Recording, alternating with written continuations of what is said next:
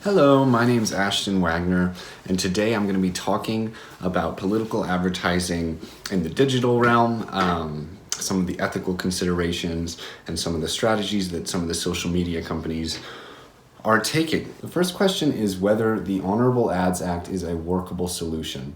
The way it is now, I would say no. It has some major flaws.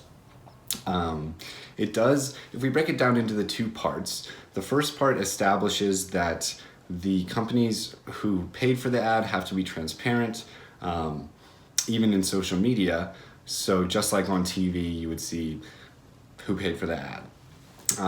The second part establishes that there have to be detailed campaign records, which have to be kept publicly.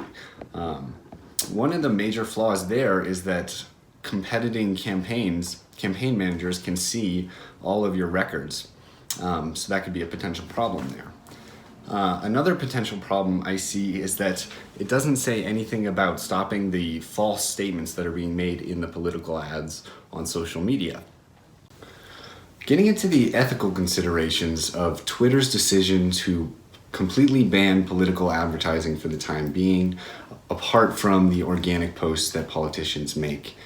They're not considering that political advertising at this time. The biggest ethical concern I see is based on the fact that Twitter and news are so tightly linked. 12% of Americans say they get their news from Twitter, and 42% of Twitter users say that they go on Twitter solely to discuss politics. So they're limiting access to those users to free information about candidates when many of them are only there to talk about politics. Another big one is that candidates with less funding are going to rely on social media marketing much more than candidates with much more funding, because it costs less to place a social media ad than on a big TV station, for example. So the people that don't have as much money now have less options of platforms to advertise on. Zuckerberg, on the other hand, takes a very different view of the issue. He's decided that he doesn't want to censor any kind of political advertisements, not fact-checking, not increasing transparency at all. So the ethical ramifications there are potentially much worse than Twitter's side, because when you have people getting served potentially false ads that are extremely targeted through programmatic ad buying, that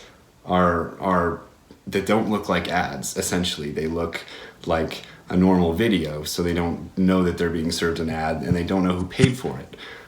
So those are potentially, I would say, much worse than Twitter's side. Programmatic media buying definitely influenced these companies' decision-making processes. For example, Twitter is a tiny company. They only have 250 employees.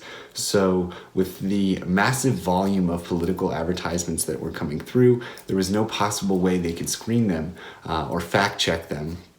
So they ended up relying on programmatic software, which, as you can see in this tweet by Twitter's CEO, this machine learning based optimization of messaging and micro-targeting is one of the biggest problems he believes in digital political advertising. Similarly to Twitter, Facebook's ability to serve such a huge number of hyper-targeted political ads is reliant on their programmatic advertising. That's part of the reason that they're unable to do fact-checking, or it is the reason that they're unable to do fact-checking, because the software doesn't allow it at this time. But who's to say that software couldn't be developed given the right regulation?